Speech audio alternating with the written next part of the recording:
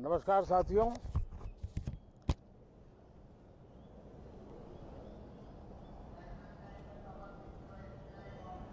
Monsoon सत्र में आप सबका स्वागत है। सावन का पवित्र मास चल रहा है और इस बार तो डबल सावन है और इसलिए सावन की अवधि भी जरा ज़्यादा है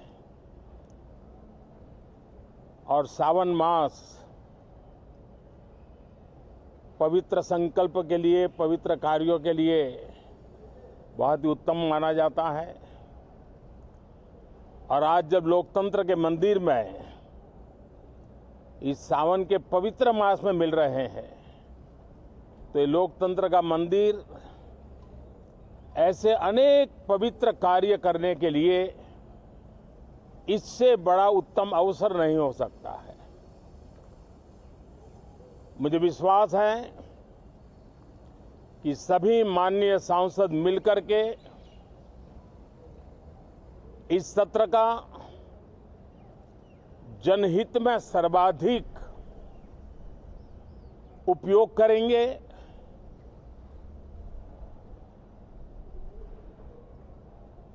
संसद की जो जिम्मेवारी है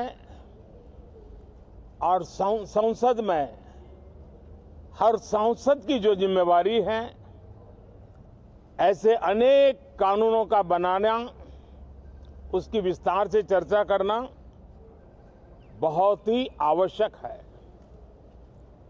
और चर्चा जितनी ज्यादा होती है,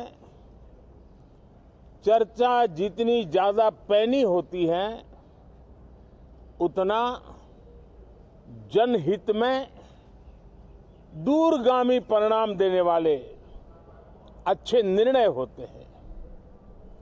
सदन में जो माननीय सांसद आते हैं वो धरती से जुड़े हुए होते हैं, जनता के दुख दर्द को समझने वाले होते हैं और इसलिए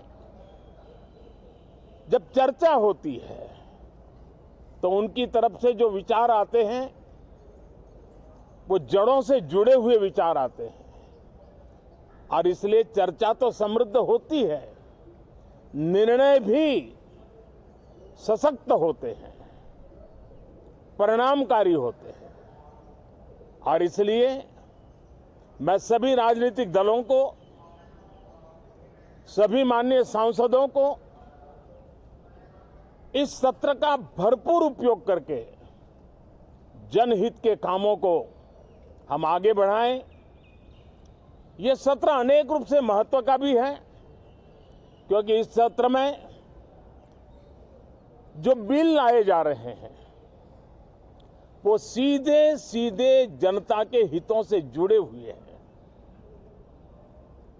हमारी युवा पीढ़ी जो पूरी तरह डिजिटल वर्ल्ड के साथ एक प्रकार से नेतृत्व कर रही है, उस समय डेटा प्रोटेक्शन बिल देश के हर नागरिक को एक नया विश्वास देने वाला बिल है और विश्व में भारत की प्रतिष्ठा बढ़ाने वाला बिल है।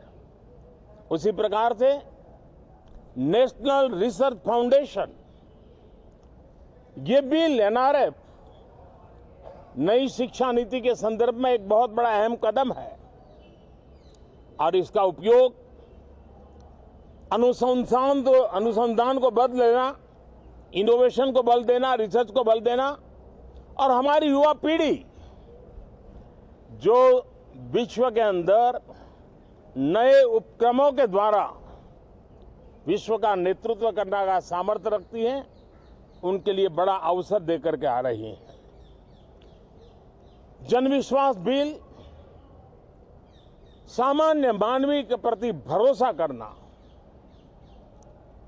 अनेक कानूनों को डिक्रिमिनलाइज करना, इस मुहिम को आगे बढ़ाने वाला ये बिल, उसी प्रकार से जो पुराने कानून है उनको खत्म करने के लिए भी एक बिल में प्रावधान किया जा रहा है। हमारे यहाँ सदियों से एक परंपरा रही है कि जब विवाद हो तो संवाद से सुलझाया जाए। मीडिएशन की परंपरा हमारे देश की बहुत सदियों पुरानी है। उसको अब कानूनी आधार देते हुए मीडिएशन बिल लाने की दिशा में इस सत्र का बहुत बड़ा उपयोग है, जो अनेक विवादों से सामान्य मानवीय से लेकर के असामान्य संजोगों को भी मिल बैठकर के सुलझाने का एक मजबूत नींव बनाएगा। इसी प्रकार से डेंटल मिशन को लेकर के एक बिल जो हमारे डेंटल कॉलेजेस के लेकर मेडिकल के छात्रों के लिए एक नई व्यवस्था को आकार देगा। ऐसे अनेक महत्वपूर्ण बिल इस बार इस सत्र में संसद में आ रहे हैं। तब ये जनहित के हैं, ये युवा हित के हैं, ये भारत के उज्जवल भविष्य के लिए हैं। मुझे विश्वास है कि सदन में गंभीरतापूर्वक इन बिलों पर चर्चा करके हम बहुत तेजी से राष्ट्रहित के महत्वपूर्ण कदमों को आगे बढ़ाएंगे। साथियों, आज जब मैं आपके बीच आया हूं, इस लोकतंत्र के मंदिर के पास खड़ा हूं, तब मेरा हृदय पीड़ा से भरा हुआ है, क्रोध से भरा हुआ है। मणिपुर की जो घटना सामने आई है, किसी भी सभ्य समाज के लिए ये शर्मसार करने वाली घटना है। पाप करने वाले, गुनाह करने वाले कितने हैं, कौन है, वो अपनी जगह पे है, लेकिन बेइज्जती पूरे देश की हो रही है। 140 करोड़ देशवासियों को शर्मसार होना पड़ रहा है।